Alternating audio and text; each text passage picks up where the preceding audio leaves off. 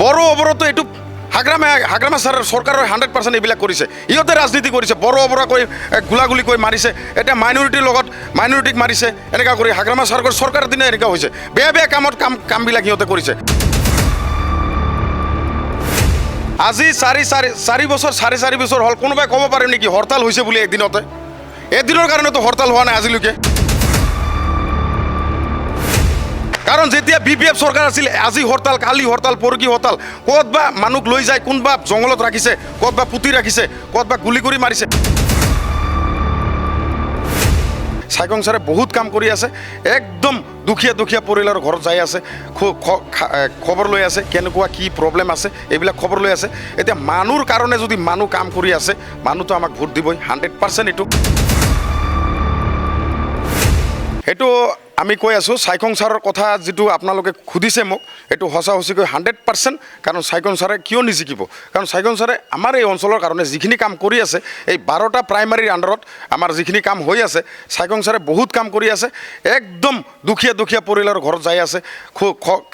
খবৰ লৈ আছে কেনেকুৱা কি প্ৰব্লেম আছে এইবিলাক খবৰ লৈ আছে এতিয়া মানুহৰ কাৰণে যদি মানুহ কাম কৰি আছে মানুহটো আমাক ভোট দিবই 100% এইটো কাৰণ মানুহে আমাক জিকাব আমি যদি দুখীয়া মানুহৰ ঘৰত যাই মানুহৰ কাৰণে যদি আমি কাম কৰি থাকোঁ মানুহ কিয় আমাক নাচাব আমিতো ৰাইজক কোৱা নাই যে আপোনালোকে আমাক পইচা দিয়ক আমি কৈছোঁ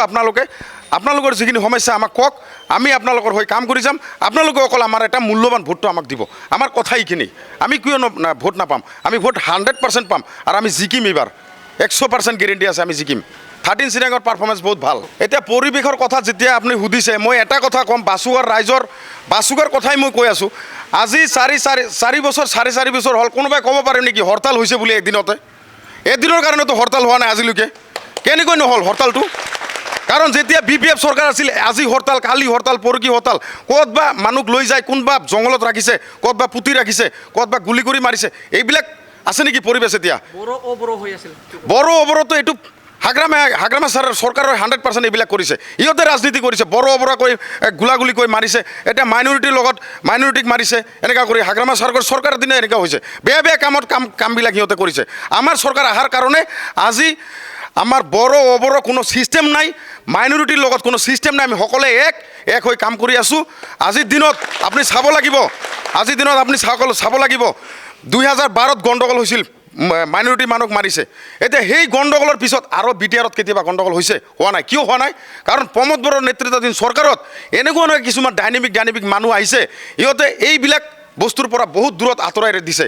আৰু সবচে প্ৰথম কথা হ'ল শান্তি যদি কোনোবা ঘৰত শান্তি নাথাকে তেতিয়া ডেভেলপমেণ্ট নহয় আমাৰ এই অঞ্চলত যদি শান্তি নাথাকে কেনেকৈ ডেভেলপ হ'ব